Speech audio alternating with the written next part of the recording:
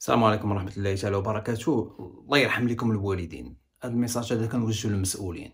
دخلنا عليكم بالله.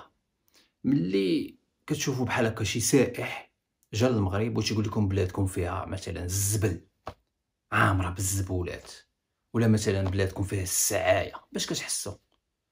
دخلت عليكم بالله بغيت نعرف باش كتحسوا. البلاد زوينة، السياحة وما إلى ذلك، ولكن ملي كيجي شي سائح وكيلقى بلي البلاد زوينة، وخصوصا المؤهلات الطبيعية اللي عطانا الله، ما كنهضرش على الزيادات اللي زدتو نتوما، وانما المؤهلات الطبيعية زائد الزيادات اللي زدتو مرحبا. ولكن في الاخير كيجي داك السائح وتيقول لك عندكم السعاية. شوفوا معايا اخوتي هذا الفيديو هذا. في اللي يسألوني ابو سالم ايش رايك بالمغرب وسفرة المغرب؟ بلد جميل جدا، فيه سلبيات وفيه ايجابيات، بقول لكم اياها باختصار.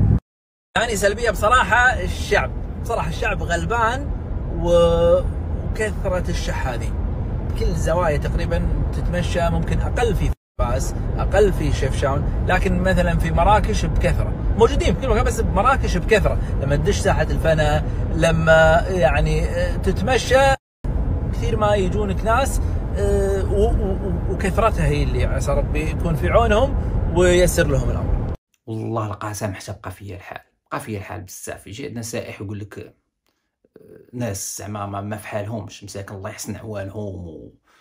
السعاية بهذا المعنى، فيها السعاية بزاف، مغاربة سعاية بهذا المعنى هذا. المغاربة كاين السعاية بزاف، يجي سائح ويقول لك المغاربة كاين السعاية. غريب يعني.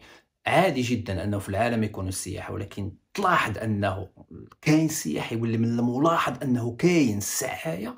هذه للاسف الشديد ما عجبتنيش. كنتمنى الامور تصلح مستقبلا، والله ياخذ الحق، الله ياخذ الحق في كل مسؤول تيشوف وتيغض البصر على ما وقع في البلاد.